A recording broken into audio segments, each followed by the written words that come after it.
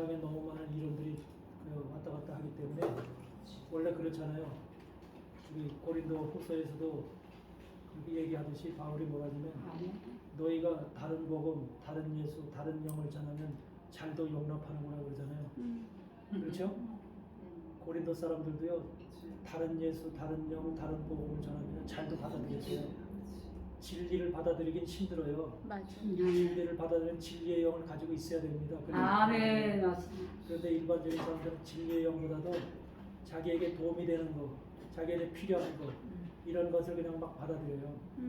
하나님의 나라는 자기한테 필요한 것을 받아들이는 나라가 아니, 아니에요. 아멘, 아멘, 아멘. 주님이 원하는 대로 주님이 필요한 아멘, 것을 아멘, 아멘. 우리가 소유하는 것이죠. 아멘, 맞습니다. 자기가 원하는 것, 그런 자기가 지금도 대부분의 신앙들이 교회 2000년의 역사가요.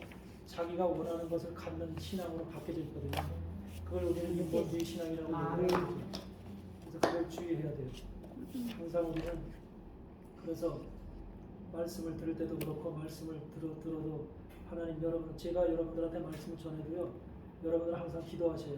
하나님 이 말씀이 참된 말씀입니까? 아멘. 진리의 말씀입니까? 아멘. 진리의 말씀은 내게 빛을 아멘. 주셔서 내 마음 하나님의 진리의 말씀을 들으면 여러분 속에 뭐가 있냐면 네. 평안함이 있어요. 아멘. 평안함이 있고 영이 기쁨이 있어요. 아멘. 그걸 항상 여러분들이 생각을 하세요.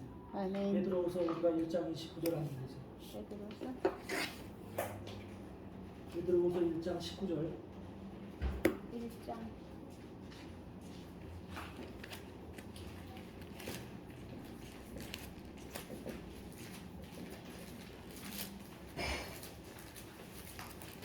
베드로후서 1장 19절을 보면은 뭐라고 기록되어 있습니까?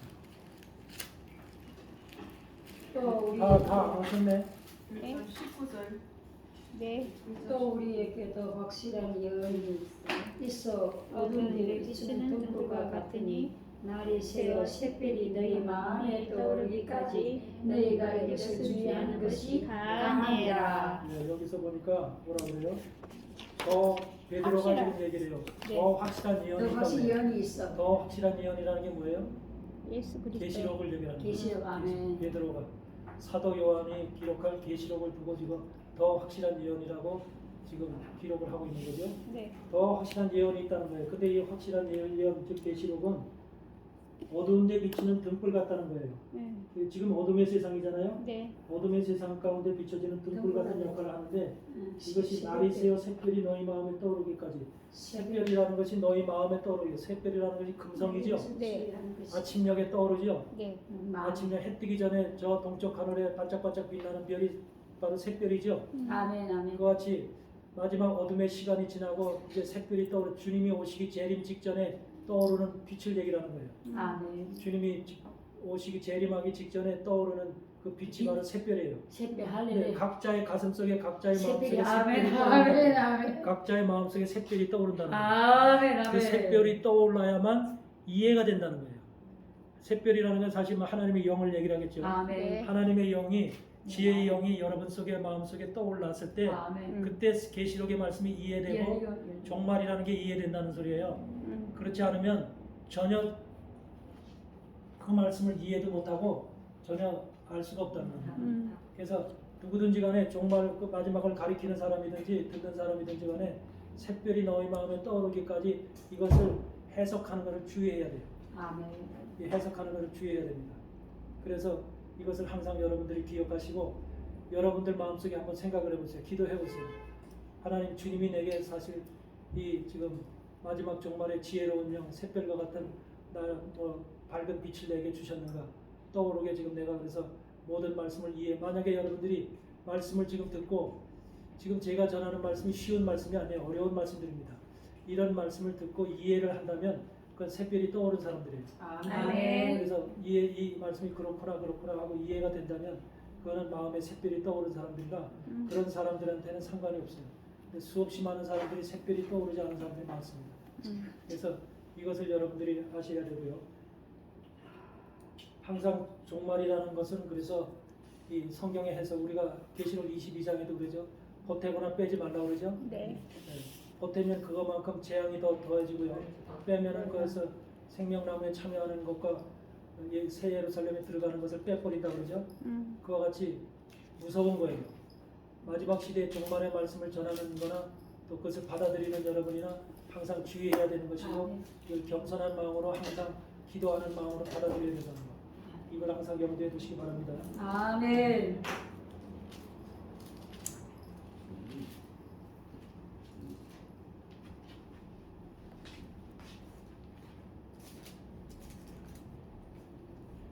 아까 얘기했던 그 하나님의 말씀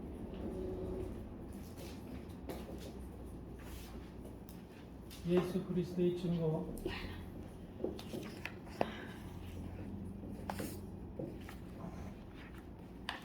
이것이 얼마나 중요한 것인지 마지막 때 하나님의 종들은 특히 하나님의 종들은 저 두 가지를 갖춰야 돼요.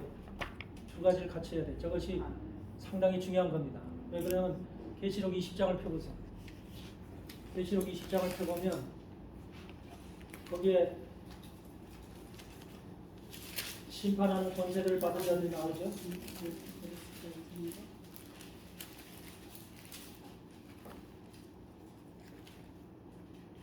계시록 20장 4절을 한번 보세요. 또 내가 보사들을 보니 거기 앉은 자들이 있어야 상당한 것을 받아라. 또 내가 보니 예수의 증거 하나님의 하나님의 말씀을 인하여 목배임을 받은 자의 영혼들과 또 짐승과 그의 우상에게 경배하지도 아니하고 이마선에 그의 표를 받지 아니한 자들이 살아서 그리스도로 더불어 1000년 동안 왕노릇하니. 거기 보면니까 예수의 증거와 하나님 말씀이라서 목배임을 받은 자들의 영혼들 있죠. 네. 아멘. 바로 이 사람들이 순교자인데 이 사람들이 대부분이 보면은 지금 심판하는 권세를 받는 자들이에요. 네. 하나님 나라의 심판하는 권세를 받았다. 그러니까 주님이 하나님이 심판하는 권세를 누구한테 줬죠? 예수님한테 줬죠. 네. 아들에게 이제 심판하는 권세를 아들에게 줬죠. 아멘. 그 아들이 심판하지 않고 아들이 바로 여기에 지금 20장에 등장하는 계시록 20장에 등장하는 심판하는 자들이 있어요. 심판한 자들이. 심판하는 자들. 여러분들이 그 자리에 올라가야 돼요. 아멘. 여러분들이 그 자리에 올라가서 예수와 왜 그러냐면 같이. 예수와 같은 동급의 형제가 되기 할렐루야. 아멘. 때문에 예수의 형제들이에요. 아멘. 아멘. 그래서 예수님께서 내 형제들이라 그렇게 얘기를 하죠. 할렐루야. 여러분들이 형제가 되는 거예요. 아멘. 고린도후서 10장에 고린도전서 15장에 부활장에 보면은 부활의 순서가 있어요. 네. 부활의 순서. 그 부활의 아멘. 순서라는 것이 바로 부활의 예수 그리스도가 먼저 부활했죠. 아멘. 그 다음에 부활이 뭐예요? 그에게 붙은 자들이에요. 아멘. 그에게 붙은 자들. 예수님에게 붙은 자들이 있어요. 아멘. 아멘. 고린도전서 15장 한번 봅시다.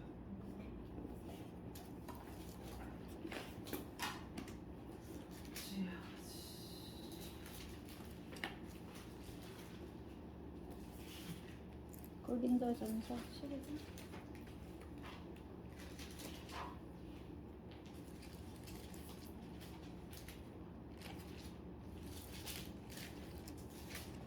고린도전서 15장 우리 전수시. 20절부터 한번 보면 그러나 이제 그리스도께서 죽은 자 가운데서 다시 살아 잠자는 자들의 첫 열매가 되셨도다. 사망이 사람으로 말미암았으니 죽은 자의 부활도 사람으로 말미암는도다. 아담 안에서 모든 사람이 죽은 것 같이 그리스도 안에서 모든 사람이 삶을 얻으리라. 그러나 각각 자기 차례대로 되리니 그렇죠? 네. 삶을 얻는데 부활을 얻는데 차례대로 된다는 거예요. 아멘. 먼저는 그의 첫 열매인 그리스도요. 그리스도께서는 이미 부활하셨죠. 그래, 다음에는 그리스도 강림하실 때 그에게 붙은 자예요. 아멘. 그에게 붙은 자가 있어요. 이 사람들이 첫 열매 예수님 다음으로 첫 열매라 이들이 부활에 해당되는 사람들이에요. 아멘. 아멘. 바로 이들이 여러분들이 돼야 됩니다. 아멘. 바로 이들이 바로 부활의 첫열 이들이 바로 왜 예수님에게 강림하실 때 그에게 붙는 자들 바로 이들이 뭐냐면 신부이기도 하고요. 이들이 바로 형제들이에요. 또 하나님의 아들들이기도 해요.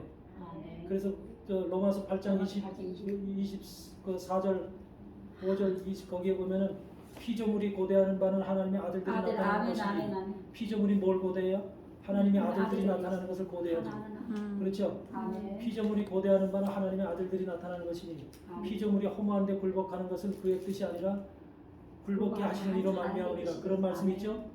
지금 온 피조물들이 하나님의 창조된 피조물들이 누굴 기다리고 있냐면 하나님의 아들들이 나타나는 것을 기다리고 있어요. 기다릴게요. 바로 그 하나님의 아들들이 바로 여러분 돼야 돼요. 근데 그 할렐루야. 하나님의 아들들의 조건이 있어요. 그것이 바로 하나님 말씀과 예수 그리스도의 증거를 가진 예수 자들, 그리스도 좀 바로 사도 요한이 가졌던 저거예요. 사도 요한이 저것 때문에 저거를 가지고 있고 저거를 지금 저것 때문에 발모라는 섬에 귀향을 갔던 거예요. 그래서 또 저와서 하늘에 지금 신원하는 자들도 복배임을 받아서 신원하는 자들도 저것 때문에 하늘에 올라와서 복배임을 받고 바로 신원을 하는 자들이 된 거예요. 여러분들도 마지막 때 종말에 하나님 말씀과 예수 그리스도의 증거를 소유해야만 바로 형제들이 되고 아들들이 되고 심판하는 권세를 받는 것이고 신부들이 되는 겁니다. 그냥 되는 게 아니에요.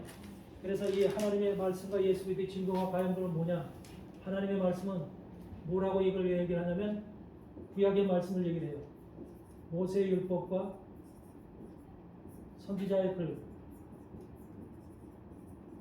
이 두 가지를 하나님의 말씀이라고 얘기합니다. 왜 그러냐면 우리가 사도행전 28장을 보면은 저 바울이 로마에 가서 복음을 전하죠. 네. 마지막 이제 자기 방에서 복음을 오는 사람들한테 복음을 전하죠. 그때 복음을 전할 때 무슨 내용을 전했다고 그래요? 우리 사도행전 28장을 보세요. 바울이 전한 복음의 내용이 무슨 내용을 전했는가?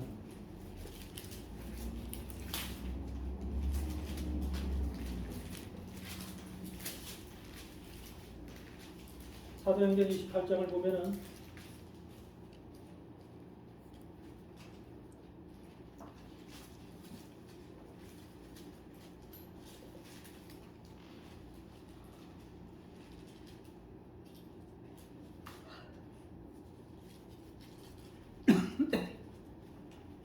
사도행전 28장 23절에 보니까 저희가 일자를 정하고 그의 우고하는 집에 많이 오니 바울이 아침부터 저녁까지 강론하여 하나님 나라를 증거하고 뭘 전했어요? 모세 율법과 선지자의 말을 가지고 네. 예수 이름을 전하라. 바울이 복음을 전한 내용이 뭐냐면 모세 모세의 율법과 선지자의 글을 가지고 선지자의 글. 예수의 아멘 말을 아멘 아멘.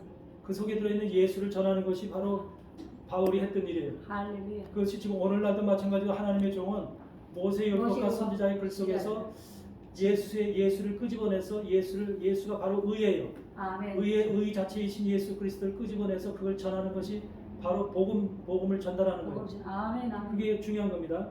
그래서 이것이 바로 모세의 율법과 선지자의 글이 바울도 그걸 전했듯이 바로 사도 요한도 그걸 전했던 것이고 사도 요한 모든 신약 시대의 예수님의 종들은 바로 다 그걸 전했던 거예요. 아멘. 그래서 모세의 율법과 선지자의 글 이게 중요한 거예요. 요거를 계시록에서는 뭐라고 얘기하는 거냐면 계시록 11장에 감람나무 두 감람나무라고 얘기를 하는 거예요. 계시록 11장을 보세요. 두 감람나무.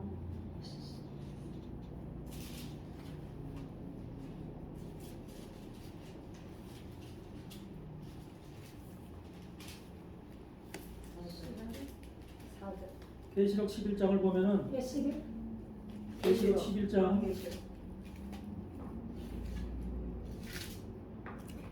3절서부터 보면은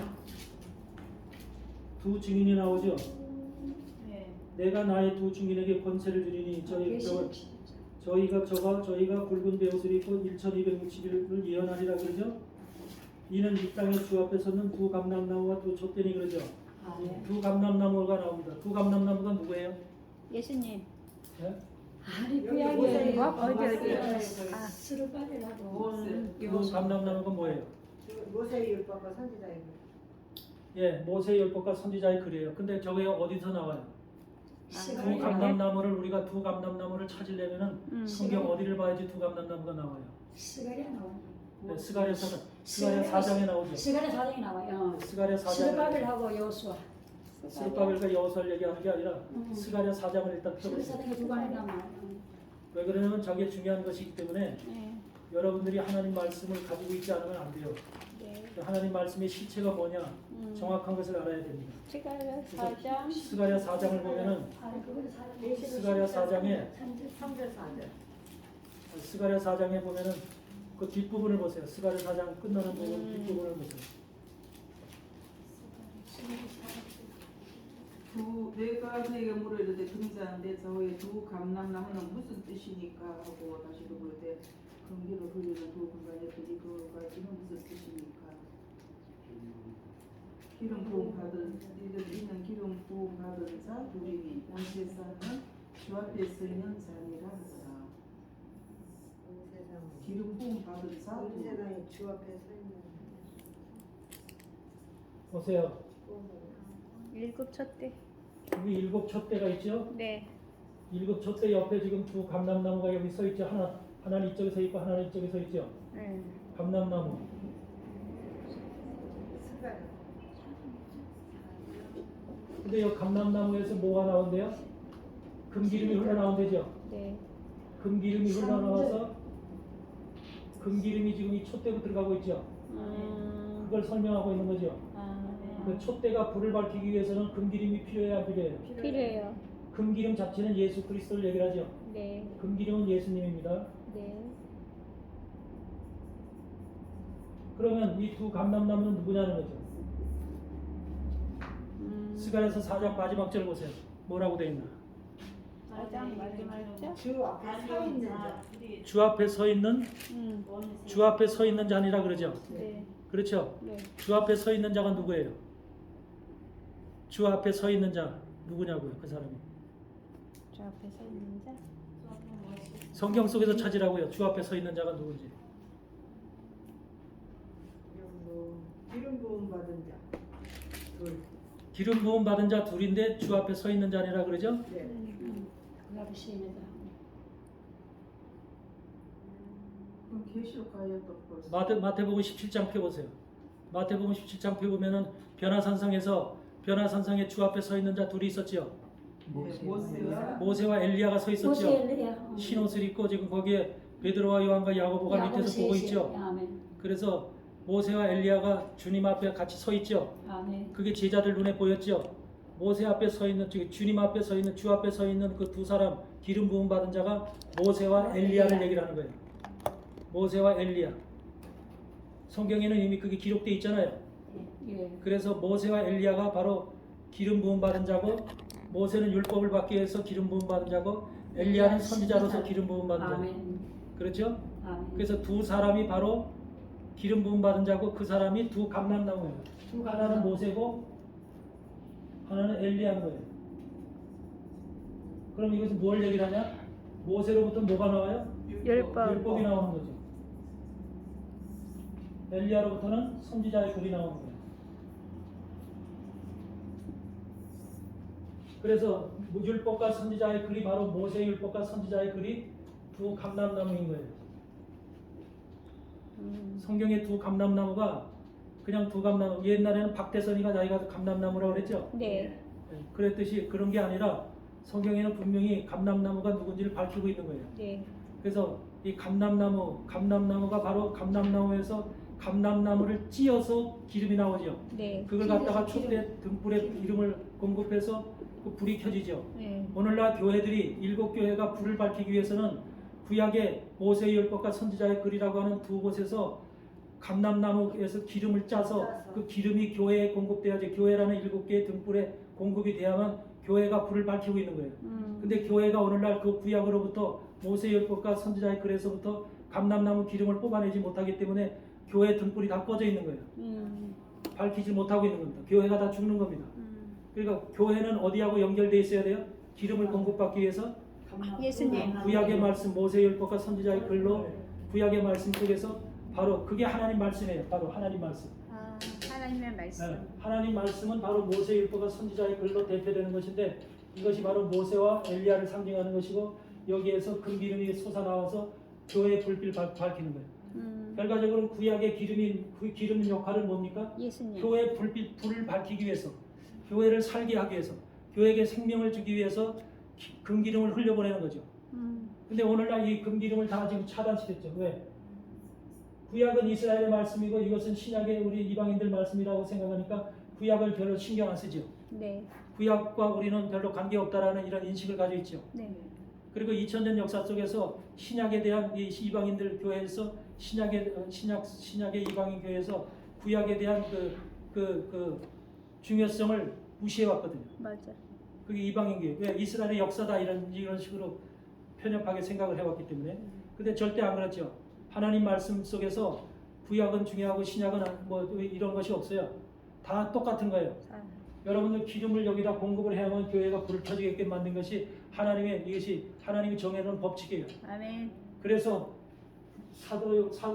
바울도 바로 모세율법과 선지자의 글 속에서 예수라는 금기름을 빼서 전했다는 거예요. 그게 바로 사도행전에서 나왔던 사도 요한이고, 누가복음 24장에서도 그 엠마오로 내려가는 두 제자들 있죠. 네. 엠마로 내려가는 두 제자에 대한 설명에서 뭐라고 얘기하냐면, 예수님께서 두 제자를 부활하시고 나서 두 제자하고 엠마로 걸어 내려가는데 두 제자가 예수님 알아봐야 못 알아봐요. 몰라. 못 알아, 눈이 멀어서 못 알아봐요. 근데 하나님 말씀 뭐라는 거기서도 예수의 증거와 모세의 율법과 이 선지자의 글을 전하니 그때 마음이 동하지 않더냐 그래요. 예?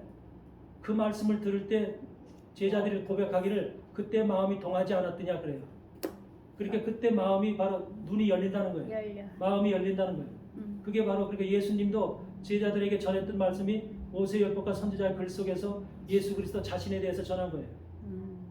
그러니까 이것이 바로 사도들이 가지고 있던 본질이에요. 본질. 그래서 계시록에서 전부 다 왜 하나님 말씀과 예수 그리스도의 증거라는 말을 여러 번 사용하면서 그것을 갖다가 계속해서 지금 끄집어내냐고 각성을 시키냐면은 그것을 가져야 되기 때문에 마지막 시대의 종들이 하나님 말씀과 예수 그리스도의 증거를 소유해야 되기 때문에 그렇게 되기 때문에 그래야만 바로 하나님의 거룩한 자들로 예수 그리스도의 신부로 하나님의 아들들로 예수 그리스도의 형제로 이렇게 세워질 수 있기 때문에 그렇게 강조하는 거예요. 아멘.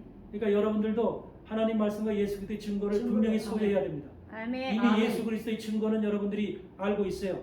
복음서를 통해서 많은 증거를 들었기 때문에 예수님이 어떻게 죽으셨고 왜 죽으셨고 예수님이 죽으신 이유가 뭐고 우리를 속죄하기 위해서 우리의 죄를 대속하기 위해서 돌아가셨잖아요.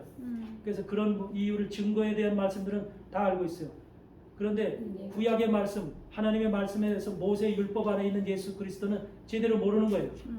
이것에 대해서 우리 여러분들이 신경을 써야 됩니다.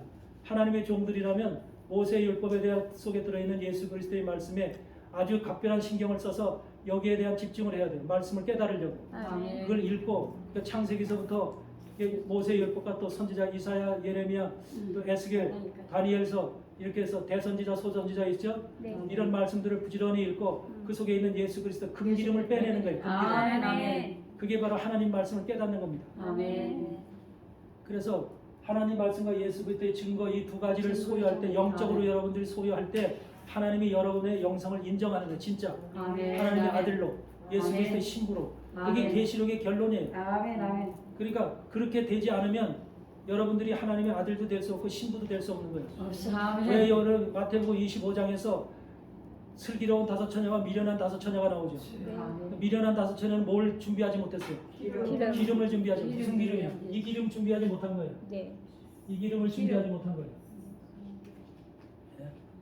금기름을 준비하지 못한 거예요. 근데 이 슬기로운 다섯 처녀는 뭐였어요? 그릇에 금기름을 별도로 기름을 그릇에 별도로 담아가지고 갔다 그러죠. 등불을 켜고 가면서도 별도로 그릇 속에 기름을 담아가지고 갔어요. 이게 지혜로운, 이것이 바로 우리가 교회라는 등불, 복음이라는 등불을 우리가 켜고 나가거든요.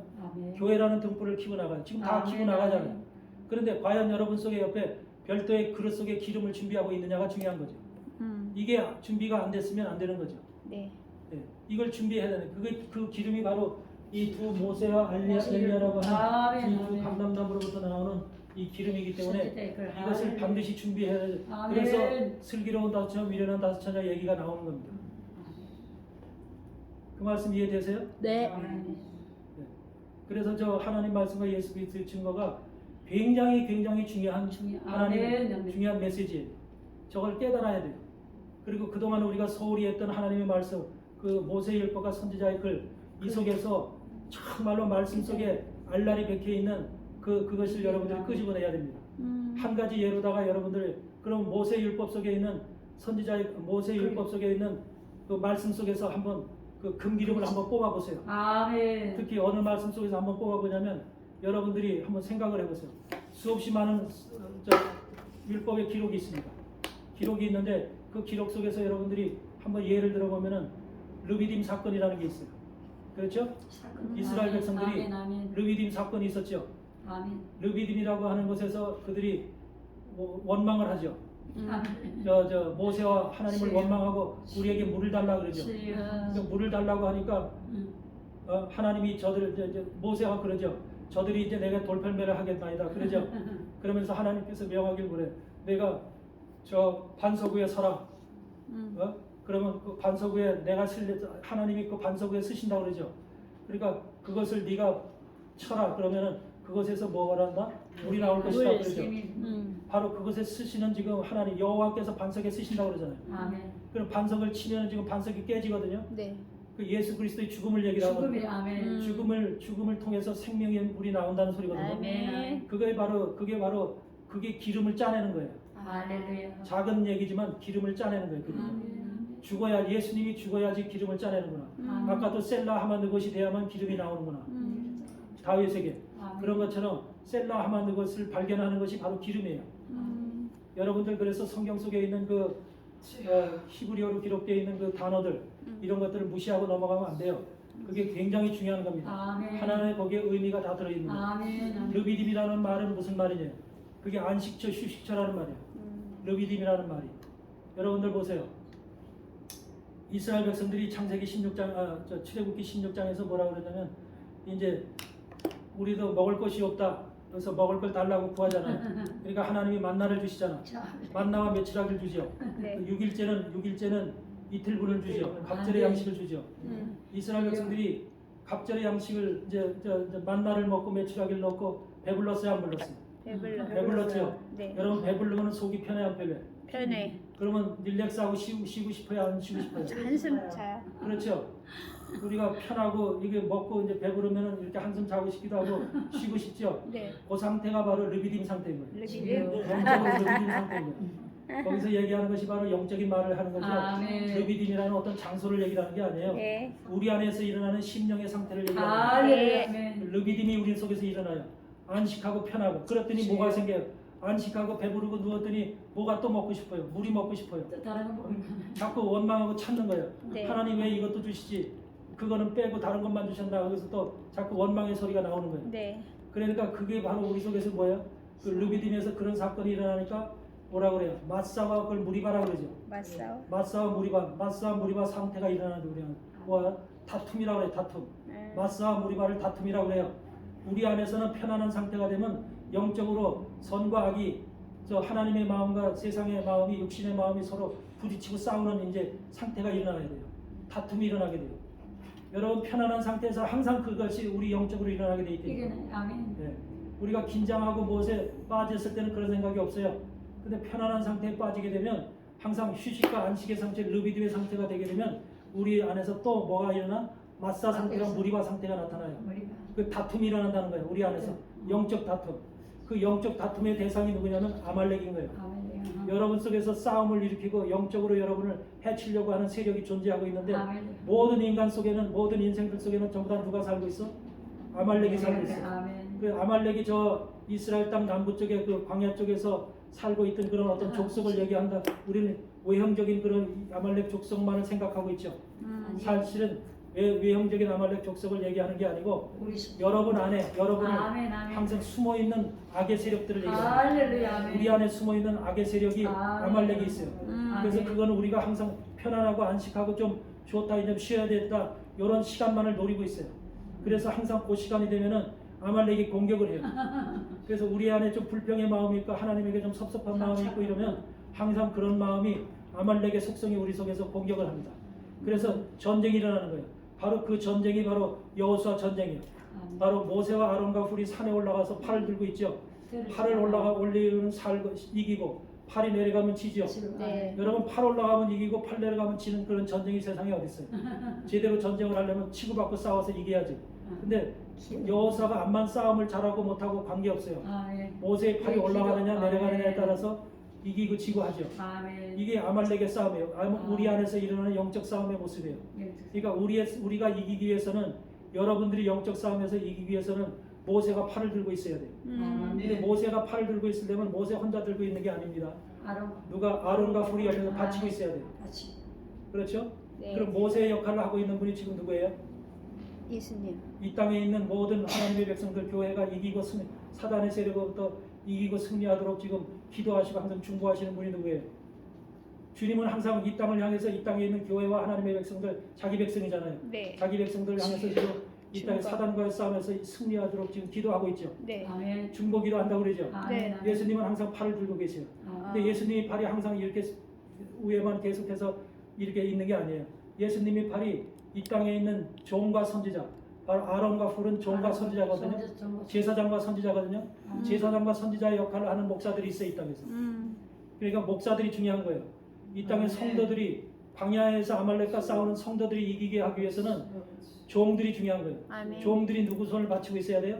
예수님. 예수님의 팔을 받치고 있어요, 양쪽에서. 하나는 종의 사역을 감당하는 사람이 있고요, 제사장의 사역을 감당하는 사람이 있고, 한 사람은 선지자의 사역을 감당하는 사람이 있어요. 아멘. 아멘. 아론과 훌의 역할. 그래서 팔이 이 땅에 있는 종들의 팔이 올라가야 되고, 예수님의 팔이 그 종들의 팔이 예수님의 팔을 받쳐들고 있어요.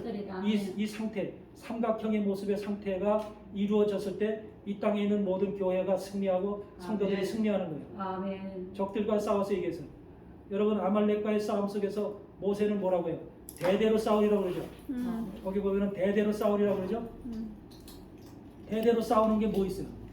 우리 안에서 아말렉은 평생 나하고 함께 할 수 있어요. 사단 마귀. 그래서 영적으로 싸움. 내 속에서 나의 영이 약해지기를, 또 나의 영이 뭔가 불편하고 하나님을 원망하고 이러기를 기다리면서 항상 그런 틈을 노리고 있는 악의 세력이 존재해요. 그 악의 세력을 바로 아말렉이라고 얘기해요. 그래서 아말렉이라는 말 자체가 골짜기에 숨은 사람들이라는, 골짜기에 숨은 자. 다시 말해서 골짜기라는 건 보이지 않죠? 네. 골짜기는 숨은 자들이죠. 네. 골짜기에 숨어서 지나가는 사람들을 화살로 쏘고 죽일 수 있죠. 네. 그와 같이 숨은 자들이 골짜기에 숨어서 우리의 영적 상태를 살피고 있는 영적 세력이, 악의 세력이 있어요.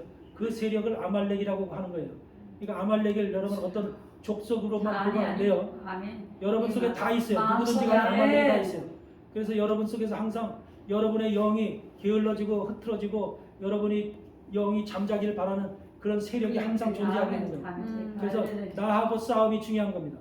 우리 자신과의 싸움이 중요한 거예요. 항상 우리가 신앙생활하면서 옆 사람의 신앙을 가지고 논할 게 아니라 자기 자신의 문제를 가지고 항상 하나님 앞에 기도해야 되고, 자기 자신의 문제를 항상 하나님 앞에 토로하고, 하나님 내가 이렇게 힘듭니다. 내가 이렇게 부족합니다. 하나님 나에게 힘이 되주세요. 그러려면요, 성도들이 이기고 승리하려면 어떻게 해야 돼요? 이 땅에 있는 종들이요, 그 모습을 모세와 아론과 훌이 팔을 들고 있는 이 모습을 항상 생각해야 돼요. 그 상태가 구약에서는 전형적인 믿음, 에무나라고 하는 믿음의 상태인 거예요. 에무나라는 것이 믿음을 얘기하는데, 구약에서 히브리어 믿음을 갖다 에무나라고 해요. 예. 근데 그 에무나라는 그 모습이 바로 모세와 아론과 훌이 팔을 들고 있는 이 모습이 바로 에무나의 모습이에요. 그래서 믿음 안에서 요것이 믿음인 거예요. 그럼 오늘날 하나님의 종들이 진짜 믿음이라는 것을 뭔지 알고 있다면 반드시 이 팔을 들고 있는 그 그림을 상상해야 돼요.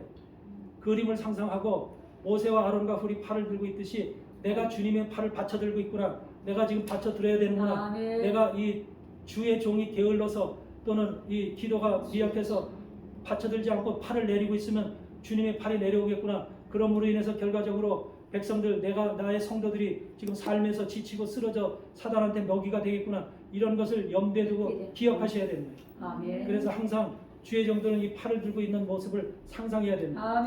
모세와 아론과 훌이 그래서 그걸 상징적으로 보여주는 겁니다. 모세와 아론이 산 꼭대기에 올라와서 팔을 들고 있잖아요. 이런 모습이 바로 에무나 믿음의 상태라는 거예요. 구약에서의 믿음의 형상적인 모습을 그렇게 표현하고 있는 겁니다. 네. 여러분들 믿음은 어떻게 해요?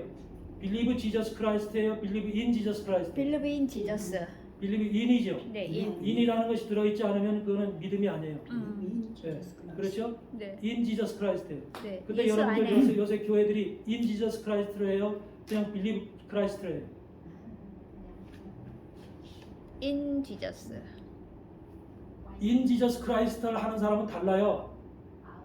우리가 요한복음 15장에서도 포도나무 뒤에서도 너가 내 안에 내가 네 안에 있을 때 너가 네 가지가 나에 붙어 있고 내 안에 너가 붙어 있을 때 어떻게 많은 열매를 맺는다고 그러죠? 아멘. 요한복음 5장 6장에서 뭐라고 그래요? 내가 네 안에 있고 네가 내 안에 있으면 내가 마지막 날에 너를 살리리라 그러죠? 아멘. 그리고 내 피를 먹고 내 살을 먹는 자는 네. 내 살을 먹고 내 피를 영원히 마시는 자는 살리라. 내 안에 거하고 네. 나도 그 안에 네 안에 거하니 거하니. 그러죠? 네. 안에 있어야 되는 거예요. 신앙은 아멘. 안에서 하는 거예요. 그리스도의 신앙은 안에서 하는 겁니다. 아멘. 다른 불교라든지 모든 다른 종교의 신앙은 밖에서 안에서 하는 게 아니라 밖에서 앞에서 하는 게 밖에서 하는 게 아니라 앞에서 하는 거예요. 앞에서 앞에서 신앙을 하는 그 흉내를 내는 거예요. 흉내. 그렇죠. 그리스도의 신앙은 속에 들어가서 하는 겁니다. 내 속에 아멘, 아멘. 내 속에 이게 바로 어디 있어요? 말씀 속에. 내 안에서 하는 거. 항상 말씀 속에서 그걸 발견해내야 됩니다. 아멘. 누가복음 13장을 펴보세요. 누가복음 13장.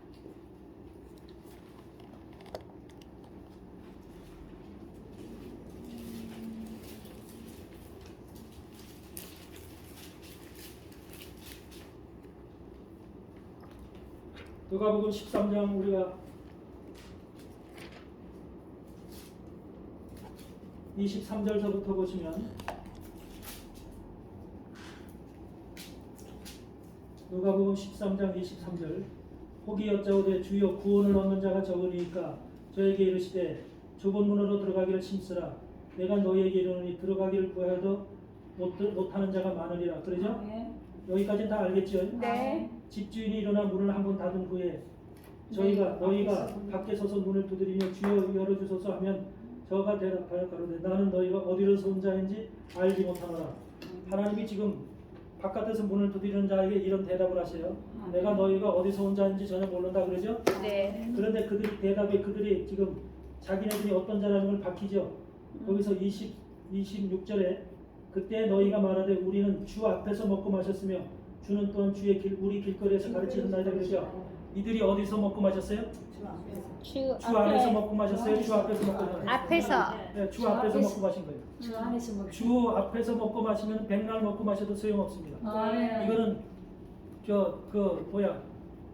저 성도 노릇만 하는 거예요. 성도 노릇, 종 노릇만 하는 것이고 저요. 주 앞에서 하는 것은 다른 종교로 우상을 믿는 거나 똑같은 겁니다. 네. 그래서 앞에서 하는 신앙은 절대로 그리고 우리 길거리에서 가르치셨대요. 우리 길거리에서 여러분들 지금 우리 길거리에서 배우는 겁니까? 가르침을 받는 거니까 받는 거예요? 아니면 주의 길에서 받는 거예요? 주의 길. 여러분들은 교육을 받을 때 우리 길에서 받아요? 주의 길에서 받아요? 주의 길. 주의 길. 주님의 길에서 받는 거예요. 주님의 길. 왜? 우리가 가는 길은 주의 길이에요. 아멘. 우리 길이라는 것은 우리 신학을 얘기하고 우리 신학, 우리 사상, 우리 체계, 우리 믿음, 우리 생각 속에서 걸어가는 거예요. 아멘. 아멘. 여러분 대부분의 지금 이 신학, 자유주의 신학이라는 게 뭡니까? 바로 우리 신학인 거예요. 우리 신학. 자유주의 신학이 우리 신학이에요.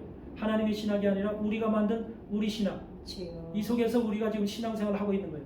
그러니까 우리 길을 걸어가고 있는 거예요. 지금 주요. 우리 길에서 지금 먹고 마시고 있고 우리 길에서 지금 가르침을 받고 있는 거예요. 그래서 이 지금 여기에서는 이런 자들을 뭐라고 그래요? 하나님은 행악을 하는 자들아 나는 너희를 도무지 알지 못한다. 행악하는 자들아 그래요.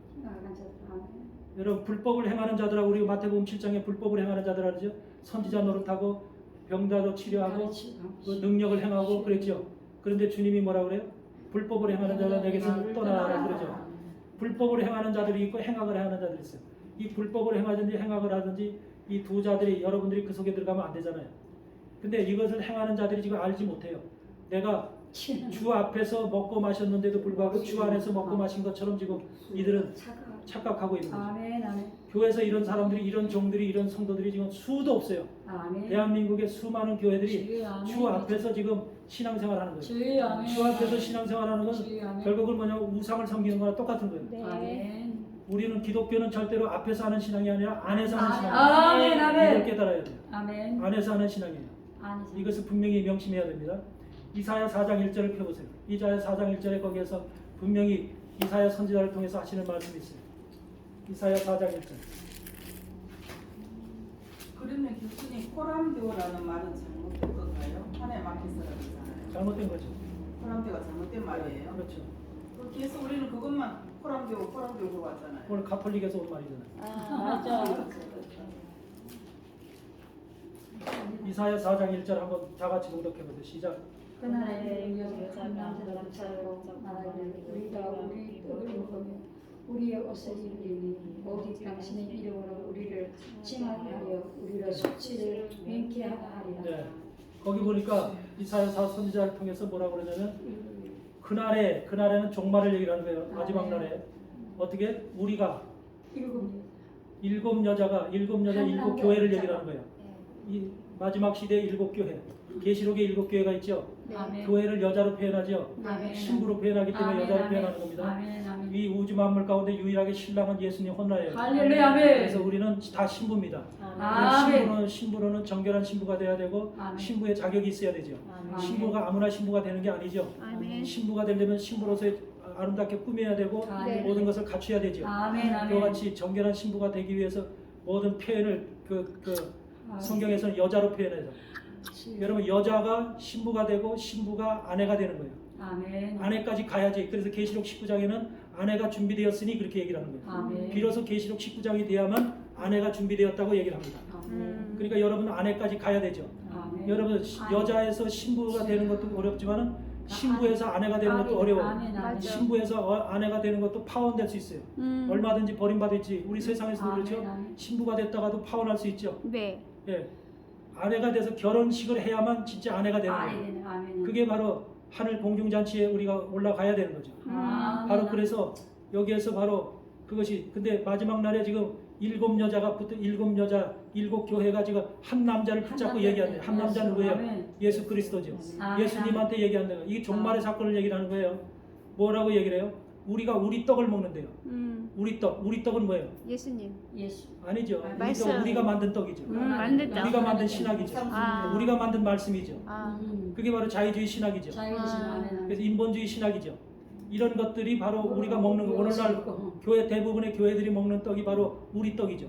우리는 우리 떡을 먹어야 돼요. 주님 떡을 먹어야 돼요. 주님의 떡. 주님의 떡을 먹어야 돼요. 말씀. 이게 다른 거예요. 말 하나하나가 그만큼 차이가 있는 거예요. 아멘. 오늘날 우리는 우리 떡을 먹고 있는 거예요. 그러면서 우리 옷을 입는데요. 또 우리 옷을 입는다고 그러죠? 우리 옷은 뭐예요? 우리가 만든 옷. 우리는 무슨 옷을 입어야 돼요?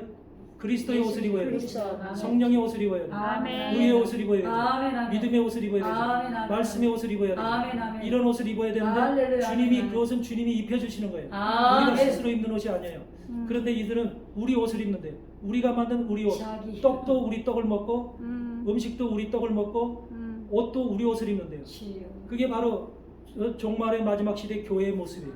아멘. 그래서 우리 옷을 입으니까 하나님과 주님과는 관계없어. 관계없어. 아멘. 주님이 입혀주신 옷이 아니니까. 치유. 그게 현실의 지금 교회 라오디가 상태인 라오디게 교회의 모습들이에요.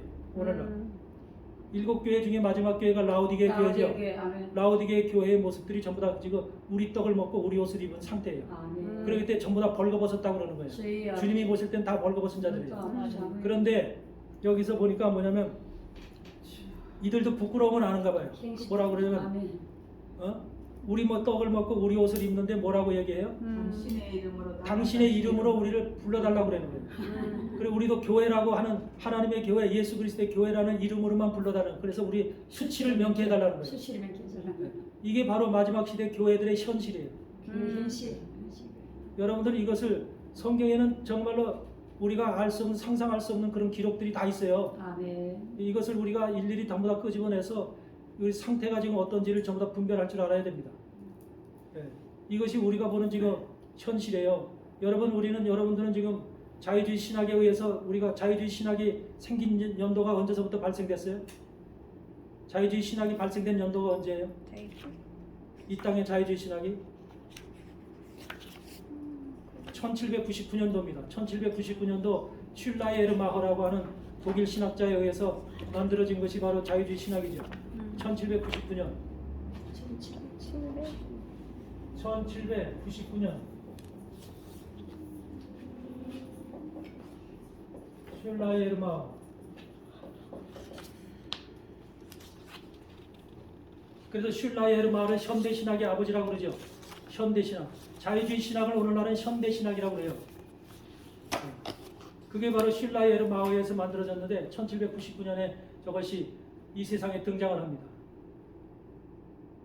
근데 이 자유주의 신학은 과거로 돌아가면 무슨 신학의 그 영향을 받은 거예요? 자유주의 신학은 무슨 신학의 영향을 받았어요? 과거로 돌아가면 알마니안주의죠. 알마냐? 아.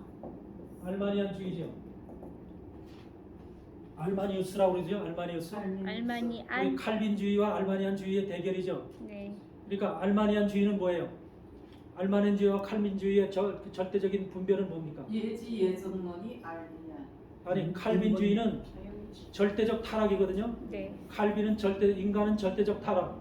그렇기 때문에 우리 힘으로는 구원을 이룰 수 없다. 그래서 온전히 우리의 구원은 하나님의 은총에 의해서만 구원이 된다. 하나님의 은총을 받아야만 구원이 된다. 은총론이죠. 결과적으로. 그것이 바로 칼빈주의라고 한다면 그 알마니안주의는 뭐야? 우리에게도 선은 남아있다. 그래서 우리의 노력으로도 우리 어느 정도는 우리의 노력으로 구원을 이루어갈 수 있다. 구원을 이루어갈 수 있다라고 하는 생각이죠. 여러분 구원을 이루어갈 수 있어요? 전적으로 주님을 의지해야 돼요. 못해요. 의지해야 돼요. 그렇죠? 네. 전적으로 100% 주님의 의지죠. 네. 주님의 은혜죠. 네. 주님의 바라보고 주님을 의지하고 전적으로 나로서는 구원을 이뤄갈 수가 없죠. 네. 그것이 바로 칼빈주의라면 여러분 알마니안주의는 우리에게 조금 남아 있다는 거예요. 인간적인 그 자유의지에 의해서 인간적인 선이 남아 있다는 거예요. 그 선으로 인해서 우리가 구원도 그래서 알마니안주의를 택하는 사람들은 뭐냐면 구제라든지 많은 선을 이 땅에 베풀면 그것으로 인해서 그 가톨릭이 그런 거죠. 그래서 그런 걸 많이 베풀면 그것을 하나님께서 인정을 해주신다. 구원의 조건으로. 그래서 그런 것들을 많이 해라 이렇게 교회에서 가르치시는 분들도 있죠. 여러분들 오직 우리 기독교인들은요 100% 여러분들 스스로는 구원을 못 이룹니다. 아멘. 온전히 예수 그리스도 하신 예수 그리스도에게 100% 우리가 의존을 해야만 아멘. 예수 그리스도는 은혜로만 우리가 구원을 받을 수가 있습니다. 아멘. 이것을 갖다 뭐라고 그러냐면은 이걸 갖다 여러분들 그거 아시나 모르겠는데 고넬리우스 반딜이라는 사람이 있어요. 아브라함 카이퍼라는 사람이 있어요.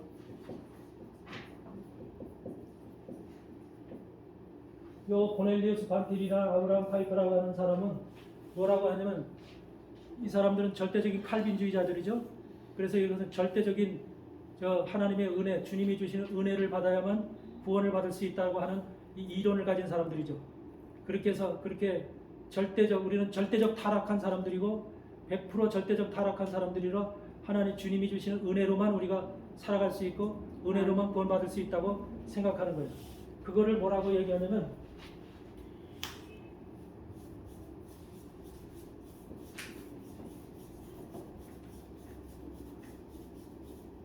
X 플러스 Y는 Z?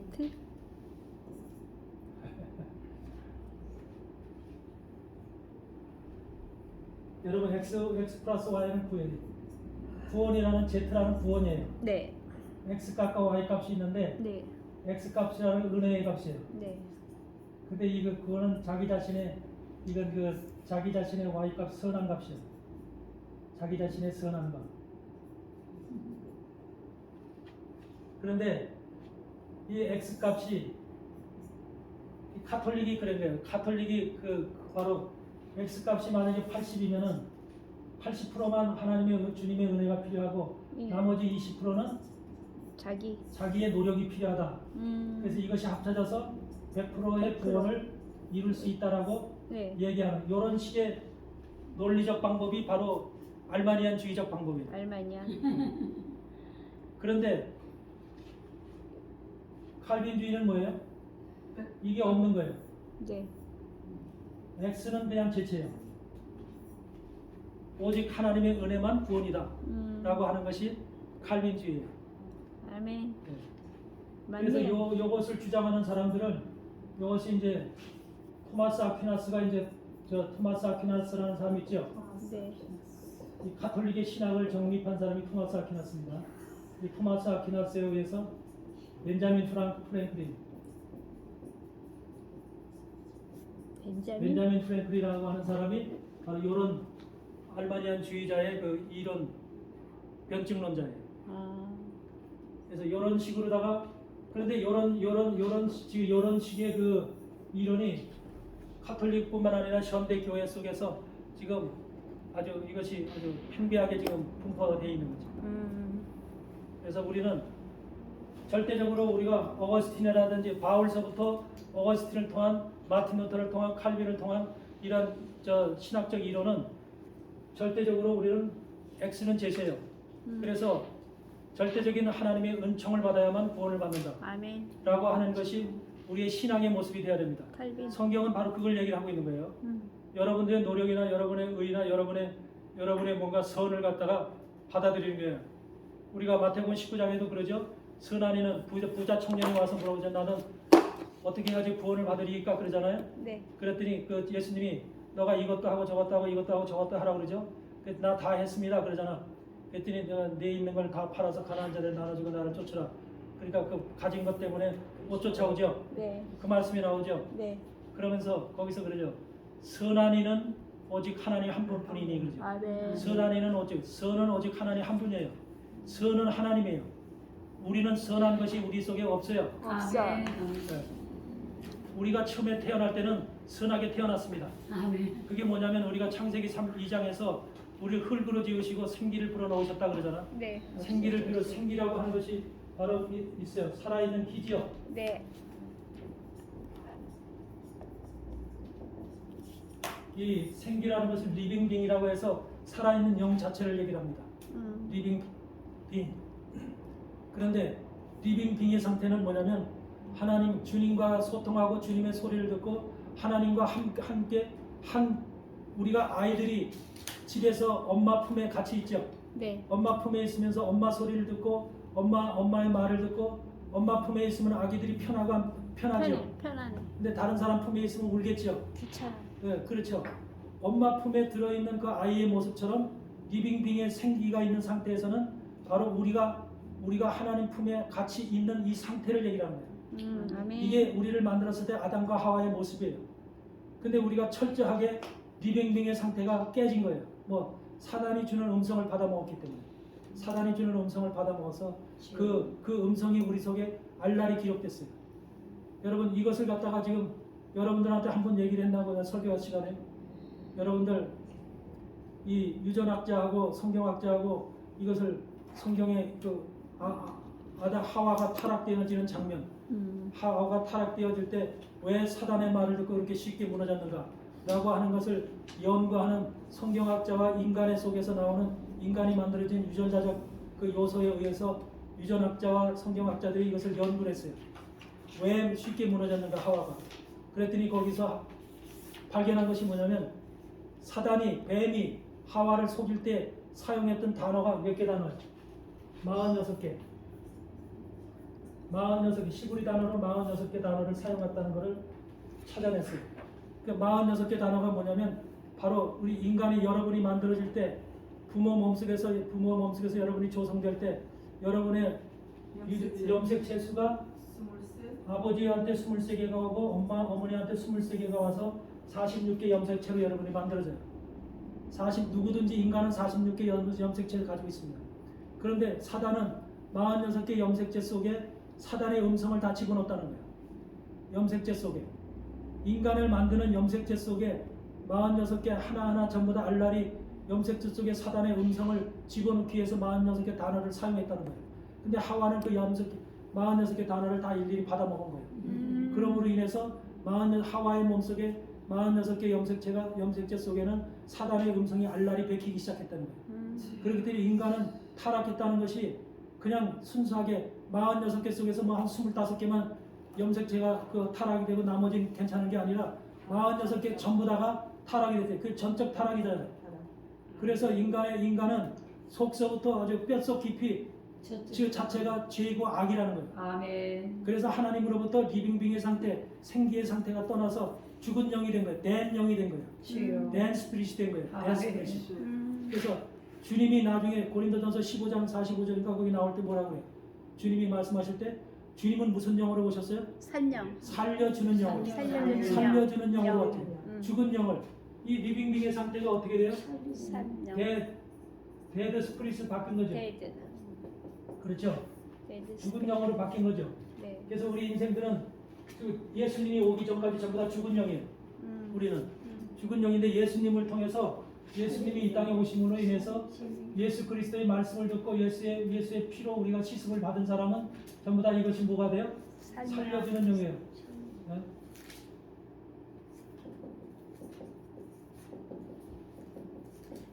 라이프 기빙 스피릿이라고 그러죠. 라이프 생명을 주는 영이라는 거예요. 생명을 주는 life giving spirit이라고 해서 생명을 주는 영. 예. 이것이 주님이 이 땅에 오신 목적이죠. 그래서 우리가 예수 그리스도의 말씀을 통해서 예수 그리스도의 피를 통해서 생명을 다시금 주는 죽은 영에서 생명을 주는 영을 통해서 우리가 다시금 이 리빙빙의 상태로 돌아가는 것이 이게 원래 상태로 회복되어지는 거예요. 하나님은 우리를 지금 그런 상태로 회복시키는 과정 속에 있는 거예요. 아멘. 여러분들도 지금 이 라이프 기빙 스피릿이라는 하나님의 말씀을 통해서 또 성령을 통해서 성령은 그러니까 라이프 기빙 스피릿이 여러분 속에서 그렇게 될 수 있도록 그래서 여러분들이 리빙빙의 상태로 돌아갈 수 있도록 그 길을 인도하는 영이고 그것을 지금 상담하는 영이고 여러분한테 모든 것을 이끌고 관리 조절하는 영이에요. 아멘. 그게 바로 성령이에요. 성령이 바로 라이프 기빙 스피릿이라고 해서 살려주는 영이다. 예수님은 이 땅에 살려주는 영으로 온 거예요. 그래서 여러분들은 살려주는 영으로 지금 이것을 계속해서 이 리빙빙의 상태로 바뀌어야 돼요. 완전하게. 이 상태로 바뀌는 것이 원래 종말의 상태에서 바로 마지막 심판이라고 하는 것을 통해서 천년왕국에 들어가는 사람들은 전부 다 리빙빙의 상태로 바뀌어진 사람들이 들어가는 거예요. 아멘. 리빙빙의 상태로. 그게 바뀌어지지 않으면 못 들어갑니다. 이것을 분명히 여러분들이 이해하셔야 돼요. 그래서 성경의 계시록이라고 하는 것은 바로 그런 마지막 종말의 우리의 영의 상태가 죽은 영이 생명을 주는 그 라이프 기빙 스피릿을 통해서 다시 그 리빙빙의 상태로 되돌아가는 이런 상태를 하나님께서 지금 얘기하는 거예요. 이것을 여러분들이 반드시 이해해야 될 점 있습니다. 아멘. 그러기 위해서는 우리가 사실 알아야 될 것이 많아요. 신학적인 것도 그렇고 또 여러 가지 또 여러분들이 영적인 것도 그렇고 그래서 왜 구약 속의 말씀 속에서 모세와 아론과 불이 팔을 들고 있는가 이 모양도 여러분들이 분명히 이해를 했어야 되고 그리고 뭐 한두 가지가 아니죠. 구약의 말씀 속에는 상당히 많은 다양한 말씀들이 있죠. 이런 말씀 속에서 일일이 여기서 금기름을 여러분들이 전부 다 짜내서 여러분 별도의 그릇 속에 금기름을 저장하고 할렐루야. 주님 앞에 갈 때 금기름을 들고 가는 것이지 집어넣고 가는 이거 빼놓고 가는 게 아니에요. 이거 금기름 채우는 일. 내가 볼 때도 여러분들한테는 지금 금기름 채우는 일이 급한 일이에요. 모세율법과 선지자의 글 속에서 금기름을 채우는 것이 급하지 복음이라는 증거의 말씀은 이미 여러분들 알잖아요. 예수 그리스도의 십자가의 피로 여러분 십자가의 피 아멘. 십자가의 피 여러분들 생각을 하려면 항상 여러분은 한 가지만 생각 노아 방주만 생각하시면 돼요. 노아 방주에 안팎으로 역청을 칠한다고 그러죠. 네. 안으로도 역청을 칠하고 밖으로 역청을 칠하죠. 아멘. 그게 예수 그리스도의 피를 칠하는 거예요. 피를 치는 예수님이 이 땅에 오셔서 바로 그 일을 하신 거예요. 십자가에 돌아가시면서 피를 흘리시면서 아멘. 그 피로 모든 인류에게 정말 안팎으로 피를 칠한 거예요. 아멘. 근데 안팎으로 한번 피를 칠했다고 그것이 아멘, 영원히 그대로 아멘. 남아있지 않죠. 여러분들 배에다가 페인트를 안팎으로 칠했어도 그 페인트가 영원히 남아있지 않죠. 그게 떨어져 나가요, 안 떨어져 나가요? 바깥의 페인트는 이 바람 불고 또 파도 치고 물에 치다들 금방 떨어져 나가죠. 이게 바깥에 칠한 피, 이것이 우리 외형적인 예수 그리스도의 피죠. 내가 그리스도인이라고 하는 안에도 내 속에서 지금 예수 그리스도께서 피를 칠하고 있죠. 아멘. 피를 칠해놨죠. 아멘. 근데 그것도 오래되면 사가서 떨어져 나가야 안 떨어져 나가. 신앙이 흩어지면서 신앙이 약해지면서 우리 안에서 예수의 피가 떨어져 나가요. 할렐루야. 안팎으로 피가 떨어져 나가면 아멘. 아멘. 그것이 역청이 떨어져 나가면 결과적으로 어떻게 됩니까? 바깥에 있는 물들이 들어오겠죠. 들어있죠. 아멘. 악한 물들이 세상의 물들이 주여. 그래서 범죄와 죄악의 물들이 들어오겠죠. 아멘. 그것이 들어오게 되면 우리 속에 썩게 되고 우리 속에 타락하고 우리가 파손이 되는 거죠. 주여. 물 속에 가라앉죠. 이런 것이 바로 그리스도인들 속에서 나타나는 거예요. 그래서 우리는 그런 그리스도인들 속에서 나타나는 그런 점들을 알아야 되고 방주의 사건을 통해서 그래서 우리가 똑바로 우리가 영적으로 똑바로 계속해서 우리는 안팎으로 피를 바르는 작업을 계속해야 되는 겁니다. 할렐루야. 아멘. 한마디로 페인트를 바르는 작업. 아멘. 그래서 안으로 바르는 피를 갖다 카파르라고 해요. 카파르. 카파르. 안에 바르는 피는 예수님의 피를 속죄의 피, 성령의 피를 성령. 카파르라고 합니다. 그리고 바깥에 바르는 이 예수의 피를 이것을 갖다 코페르라고 그래요. 페루. 카파르와 코페르 이 두 가지 같은 속죄와 성령인데 하나는 카파르가 하나는 코페르예요. 이것이 바로 우리 안팎으로 피를 발라야 되는 이유입니다. 그러니까 우리는 계속 안에다 피를 바르려면 어떻게 해야 돼요? 말씀으로 발라야 돼요. 아멘. 말씀으로 기도로 영적으로 우리가 안으로 피를 아멘. 발라야 돼요. 아멘. 바깥에다 피를 바르려면 어떻게 해야 돼요? 우리의 행실로 우리가 예수 그리스도의 아멘, 피로 아멘. 그래서 세상에 있는 이런 모든 지금 문화적인 거 여러 가지 그 아멘 아멘 마귀적이고 사단적인 것들이 계속해서 들어오죠. 우리 귀로 들어오고 눈으로 들어오고 아멘 먹는 것으로도 들어오고 다 아멘, 들어올 수 아멘. 있죠. 이런 것들을 우리가 계속해서 예수의 피로 그래서 아멘. 방어하고 막아야 됩니다. 아멘 아멘 그래서 예수의 피를 바르는 것은 안팎으로 계속 발라야 한쪽만 바르면 안 돼요. 할렐루야 그것이 아멘 바로 우리가 해야 될 신앙의 길 속에서 지금 가야 될 모습이죠. 그래서 항상 피를 바르다 할 때는 배에다가 안팎으로 역청을 칠하듯이 파로와 코페를 바르듯이 바로 그와 같이 우리 삶 속에서 신앙 속에서 그걸 예수의 피를 항상 발라야 되는구나. 이것을 아멘. 생각을 하셔야 돼요. 아멘 아멘 예수의 피를 바르면 모든 것이 이 마귀도 무서워서 떠나고 할렐루야. 또한 이런 악의 세력들이 근접을 주여 못해요. 아버지. 이것을 항상 여러분들이 기억하시기 바랍니다. 아멘 여러분들 오늘 내가 말도 빨리 하고 이 시간을 재다 보니까 말도 빨리 하고 여러 가지 굉장히 초스피드로다가 그 얘기를 하다 보니까 제대로 이해가 됐는지 모르겠어요. 이해됐어요? 네 아멘 그래서 하여튼 그렇게 이해하시고 하여튼 신앙생활 여러분들 하나님의 주의 종들이기 때문에 백성들이 가야 될 길과 주의 종들이 가야 될 길은 다릅니다. 아멘 그걸 여러분들이 기억하시고 다음 주에 올 때도 이 프린팅을 가져오세요. 네 아멘 기도하고 마치겠습니다. 고마우신 하나님 감사합니다. 아멘 부족한 저희를 오늘 이곳에 모아주시고 또 하나님 말씀을 들을 수 있도록 은혜를 아멘. 주시고 감사합니다. 아멘. 하나님께서 이 폐역하고 완악한 시대에 아버지 하나님께서 사랑하는 종들을 불러주시고 아멘. 마지막 시대 종의 사명을 허락하시면 감사합니다. 아멘. 아버지 하나님 우리가 대한민국 교회를 깨우길 원합니다. 아멘. 한국에 있는 교회의 종들과 백성들을 다시금 아버지 깨어서 회개하며 주님 앞에 돌아와서 진리의 길을 행하길 원합니다. 아멘. 아버지 하나님께서 역사하여 주시옵소서. 아멘. 아버지 저희들의 심은 연약하나 주님이 함께하시고 갈렙이 온전히 주님을 쫓았은즉 말씀하시듯이 우리가 아멘. 온전히 주님을 쫓을 때에 하나님께서 힘이 되시고 권세가 되시고 능력이 되셔서 이 모든 것을 이기가 있을 줄 믿사오니 아멘. 하나님 함께하시고 도와주시옵소서. 아멘. 우리 기독교 교회 연합회 하나님 축복하여 주시고 아멘. 하나님 크신 은총을 베풀어 주셔서 마지막 시대에 주어진 사명을 아버지. 온전히 감당하는 귀한 교회로 귀한 성교회로 교회 기도로 하나님 삼아주시고 축복해 주시옵소서. 아멘. 우리에게 모두 건강 지켜주시고 아멘. 아멘. 마지막으로 세상의 질병으로부터 우리를 지켜주셔서 온전히 하나님 사에게 힘있게 담대하게 나갈 수 있도록 은혜 베풀어 주시옵소서. 아멘. 감사드립니다. 이 모든 것 주님께 영광 돌리며 예수 그리스도의 이름으로 기도드리옵나이다. 아멘 감사합니다.